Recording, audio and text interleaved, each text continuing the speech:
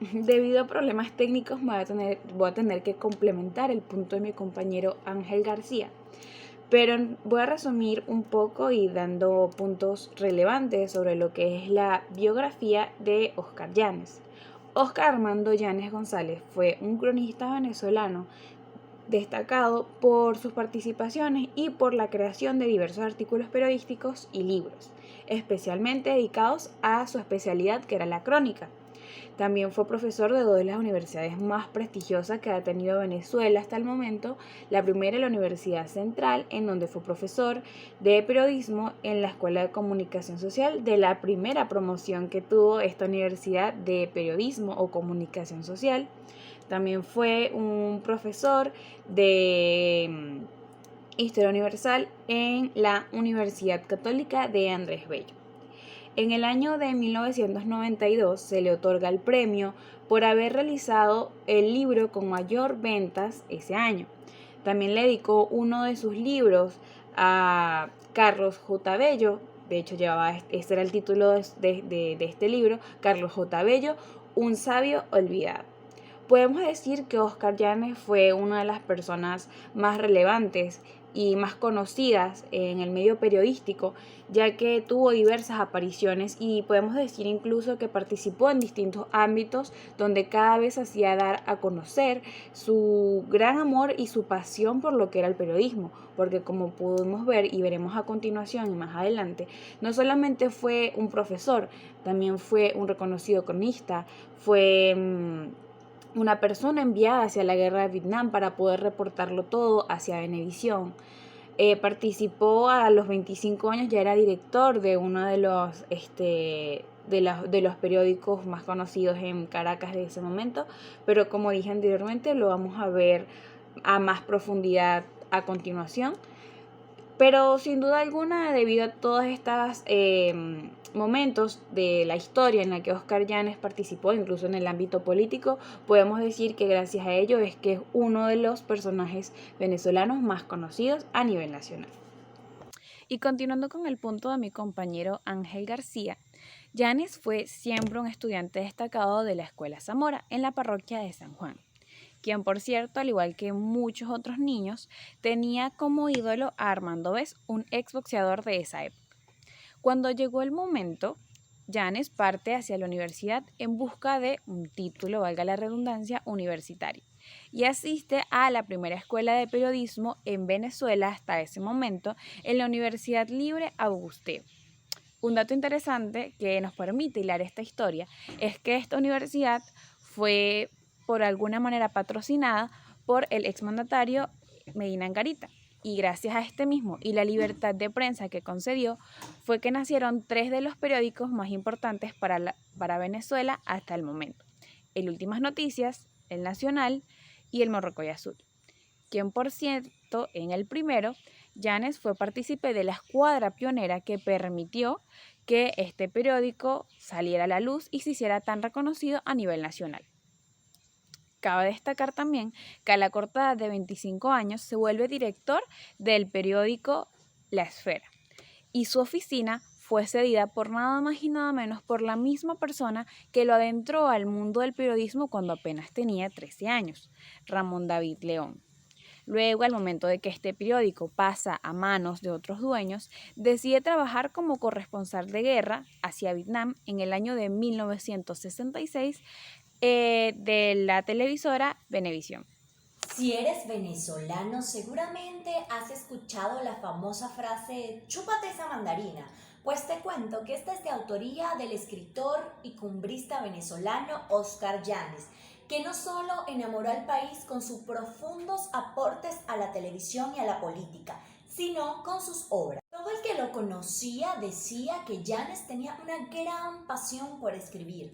Era tan así que a su corta edad de 20 años, en 1946, ya tenía publicado su primer libro, titulado Carlos J. Bello, El sabio olvidado. Rápidamente agarró mucha fama dentro del territorio nacional gracias a sus escritos, posicionándolo como uno de los bestsellers dentro del territorio nacional, es decir, que sus libros eran de los mejores vendidos. Hablar de un solo género literario que escribía sería mentir, ya que era una persona diversificada, escribiendo crónicas cumbristas, novelas, libros de cocina e incluso autobiografía. De hecho, incluso hasta la parte política era algo que cubría este ilustre personaje. Entre sus libros más resaltantes podemos conseguir Nadie me quita lo bailado 1, Nadie me quita lo bailado 2. ¿Qué opina usted de las mujeres que le quitan el marido a otras? E incluso Yo maté a Delgado Chalbaud, por Pedro Antonio Díaz. Tanta era su pasión por escribir que hasta en las obras de teatro pasaron por sus manos. Escribió hacia el final de sus días una obra titulada Éramos felices y no lo sabíamos, un show para morirse de la risa, que llegó a escena con Claudio Nazoa, Kiko Bautista y Rolando Salazar, famosos de Venezuela.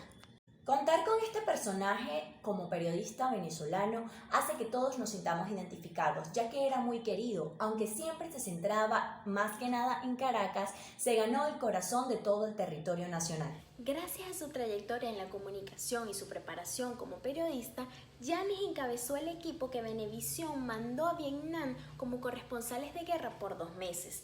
De hecho, es importante acotar que transmitió un hecho impresionante, el cual fue la acción de un monje budista que se incineró para protestar contra el conflicto. Como ya fue comentado, la guerra en el mar, la guerra en el aire, la guerra en la selva, el Vietcong, la religión y la mujer vietnamita fueron los 6 reportajes que logró realizar Yanis en medio de la guerra en Vietnam, los cuales obtuvieron un rating muy importante por parte de la sociedad venezolana y de América Latina, ya que esta guerra afectó también la estabilidad de muchos países.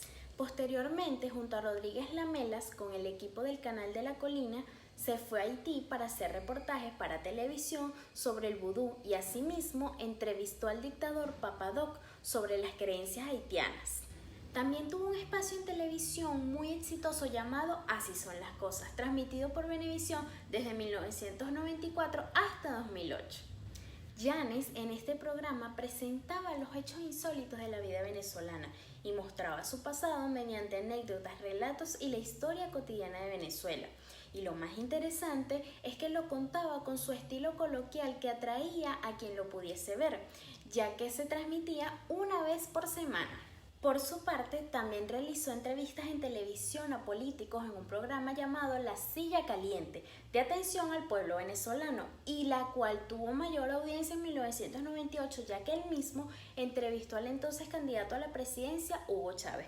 Pero ya va, esto no es lo más interesante. Esta entrevista muestra la clase de periodista que fue Yanis, quien llevó a cabo el diálogo de forma admirable sin intimidarse ante el entrevistado y basándose en los hechos de la historia de Venezuela. Pero ya va, todavía falta. En una hora de entrevista, Yanis pudo mostrar tal cual era el militar aspirante a la presidencia y lo presentó ante el público como el hombre inconsistente, de poca instrucción y muy autoritario que era, para que entonces la sociedad venezolana tuviera un índice de tal candidato. Dentro de sus otros aportes y programas televisivos tenemos La Mañana Caliente en 1999, Oscar Yanis en La Guataca, donde se destacó por su frase "chúpate esa mandarina" en el 2000 y Lo que usted no sabe en el 2006. En el tiempo posterior a la guerra de Vietnam, Oscar Yanis ocupó posiciones del gobierno venezolano. Entre 1974 y 1989 fue diputado del entonces Congreso de la República por el Partido Social Cristiano, COPEI. Al final de este periodo, ejerció como presidente de la Comisión Permanente de Medios de Comunicación Social de la Cámara de Diputados de Venezuela.